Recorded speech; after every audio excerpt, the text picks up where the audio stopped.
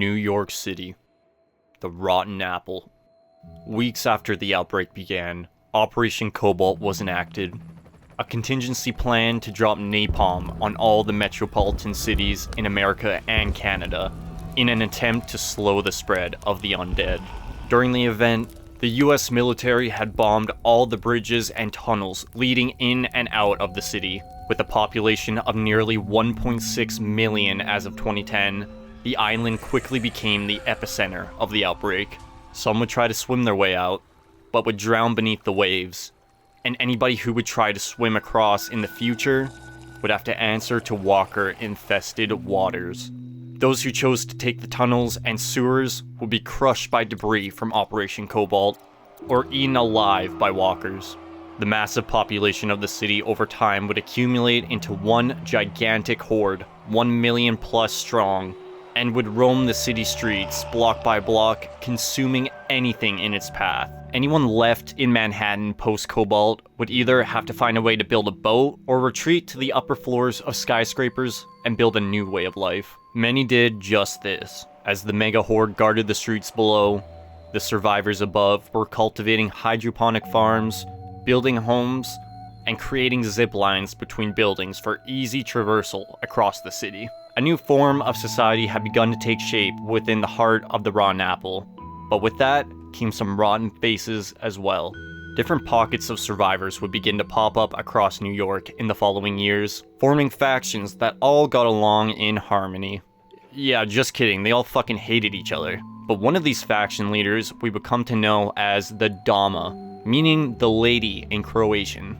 Now, we don't know a lot about the Dama pre-apocalypse. We don't even know her name, in fact. But what we do know about her is that she was a theater actress before the outbreak, and presumably built her hideout in the theater she performed at.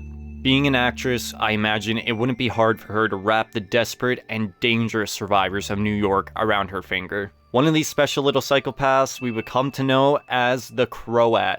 You see, the Croat was not native to New York. In the early days of the apocalypse, he was actually a savior. Not just any savior, in fact. He was one of Negan's lieutenants. The Croat was a scientist, specializing in alternative energy before the apocalypse, making him an asset to the saviors immediately.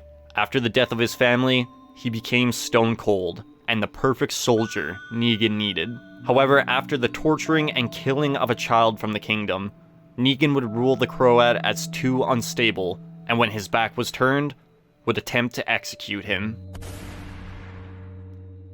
But like the cockroach he is, the Croat would escape with only a missing ear from the gunshot, and would eventually find himself at the Dama's command within Manhattan, needing the guidance of a higher authority. With the power of an ex-savior nutjob on her side, the Dama's faction would quickly become the most dominant clan within the city, and under the Croat's leadership would call themselves the Bratci, meaning brothers in Croatian. Surprisingly, the Croat wouldn't hold the attempted execution against Negan, and would go on to still speak highly of him, and in a way, idolize him. This would lead to him using old savior tactics against different clans across the city, such as killing one person right off the bat and demanding half of their supplies. But the power the Bratci had accumulated would be nothing compared to the discovery the Croat was about to make.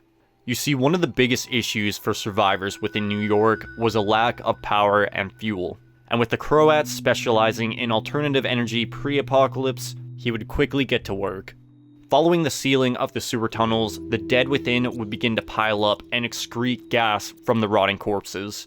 The Croat would convert these gases into methane, giving them control of the power and fuel supply across the city.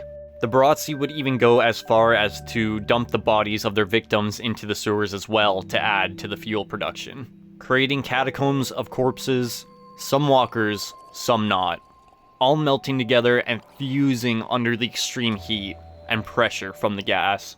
The Dama and the Croat had effectively monopolized the city, but the issues of warring factions across the Rotten Apple had persisted. You see, as we discussed, the Croat idolized Negan's tactics and would use them himself against the people of New York. But the one thing Negan had that neither him nor the Dama did was the ability to lead a large faction. The Croat had stayed up to date with the status of our coalition by word of mouth from other ex-saviors, and knew Negan was defeated but spared.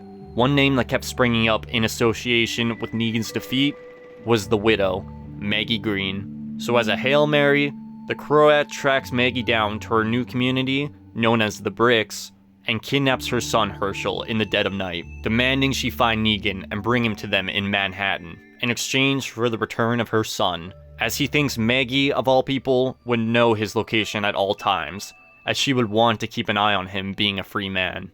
And the Croat was right.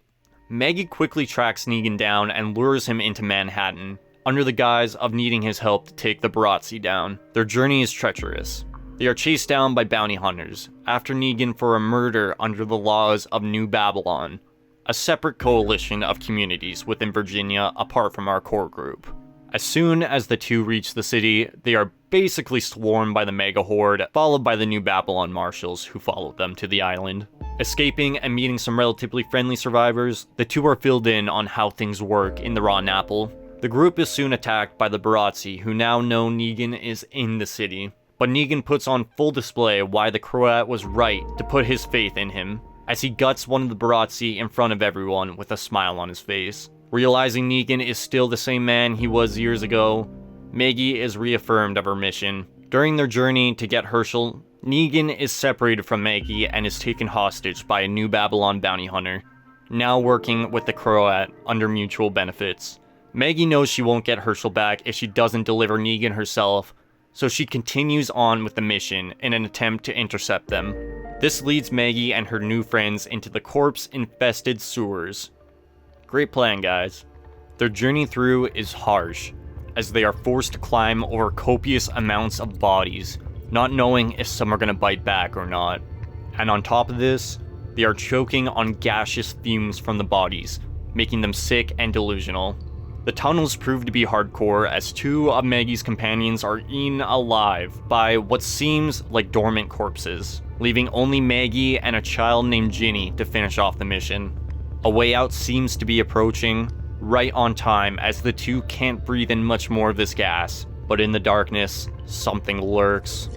Deep growls fill the tunnels, and Maggie knows something isn't right, and at the worst possible time, Maggie's foot becomes lodged in one of the corpses, and in the shadows, something big begins to slither out.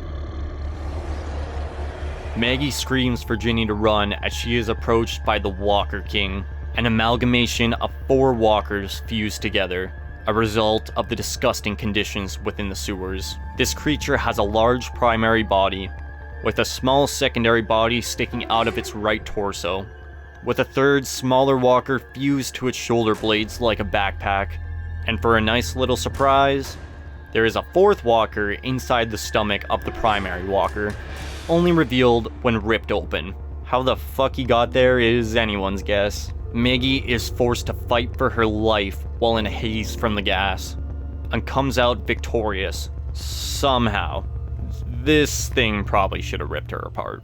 Escaping the sewer and reuniting with Negan after his escape from the bounty hunter, the two press on side by side, approaching the Croat's base, but Negan can sense something is going on with Maggie, and quickly figures out her intention to trade him. The two break out in a fight, resulting in Negan getting the upper hand.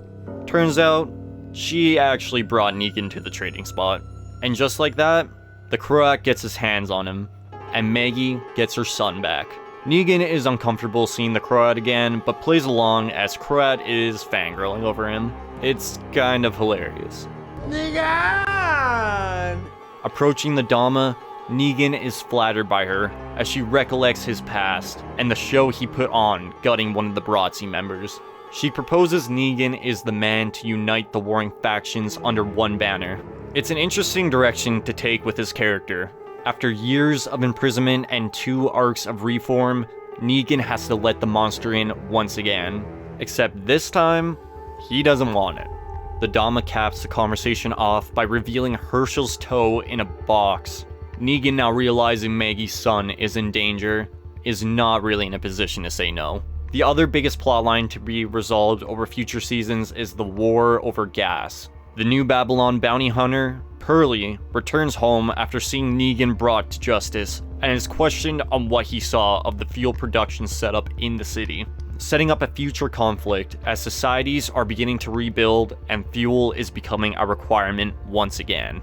So you are now officially caught up on the state of New York City in the Walking Dead universe. I'll be sure to make a volume 2 when season 2 of Dead City comes out next year, but in the meantime, let me know what you thought about Dead City in the comments below. Hit that like button if you liked the video, and if you're feeling generous, hit that sub button as well. Thanks for watching.